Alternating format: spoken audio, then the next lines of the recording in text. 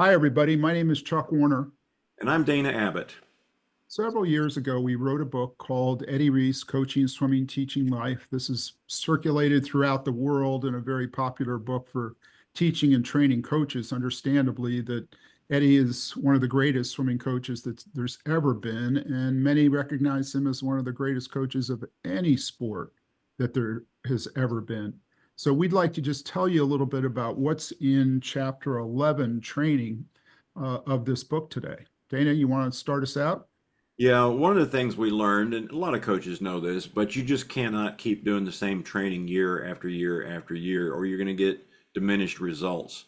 One of the things that we learned from Eddie and have incorporated into our coaching in the years since is that you have to increase the workload every year, or you're not going to challenge the individual swimmer. They have to be challenged, or they're going to plateau. And it's just like in weightlifting, you don't stay with the same weight for an entire season. You keep adding it because you need to get stronger, and the only way you can do that is by uh, incremental overload.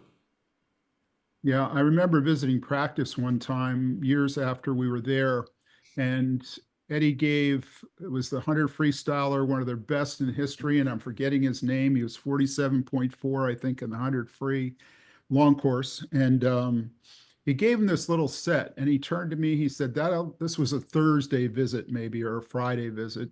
He said, that'll keep him tired till next Tuesday. And he wasn't trying to brag on how difficult it was. It was getting late in the season, and he was just trying to give him a little dose of medicine, so to speak, that would get him tired, but they would have to recover and adjust from. I think a really interesting aspect of Eddie's training is that when we were there in the early years, he was more known for sprint events, hundreds of the strokes, 100 freestyle, 50 freestyle, 200 IM. But later in his career, the dominant swimmers at Texas were 400 IM, 500 free. He really evolved over time into a more broad base of training for many different events. This is Ian Crocker, 100 butterfly.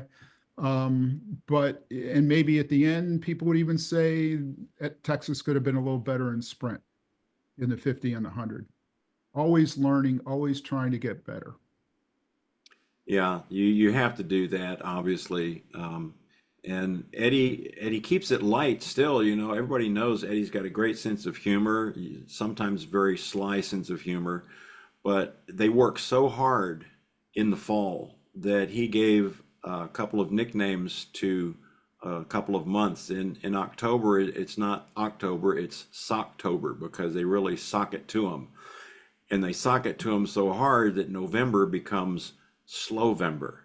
And the guys get that. They look forward to it. They know what's coming around the corner and that they're going to be a whole lot more successful when they get it socked to them in October.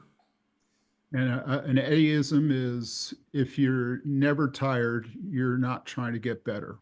In other words, you've got to have times that you're just not going to be really fast during the year if you're going to improve a lot for the end of the year. And their swimmers say that, that we know we're going to be swimming slow in our dual meets. We just know it.